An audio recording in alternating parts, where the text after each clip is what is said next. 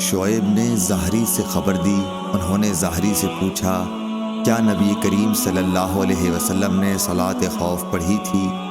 اس پر انہوں نے فرمایا کہ ہمیں سالم نے خبر دی کہ عبداللہ بن عمر رضی اللہ عنہ نے بتایا کہ میں نجد کی طرف نبی کریم صلی اللہ علیہ وسلم کے ساتھ غزوہ ذات الرقاع میں شریک تھا۔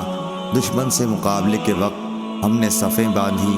اس کے بعد رسول اللہ صلی اللہ علیہ وسلم نے ہمیں خوف کی نماز پڑھائی، تو ہم میں سے ایک جماعت آپ صلی اللہ علیہ وسلم کے ساتھ نماز پڑھنے میں شریک ہو گئی اور دوسرا گروہ دشمن کے مقابلے میں کھڑا رہا۔ پھر رسول کریم صلی اللہ علیہ وسلم نے اپنی اقتداء میں نماز پڑھنے والوں کے ساتھ ایک رکوع اور 2 سجدے کیے۔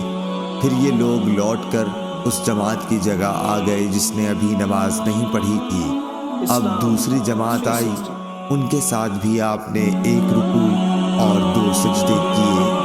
پھر آپ صلی اللہ علیہ وسلم نے سلام پھیر دیا۔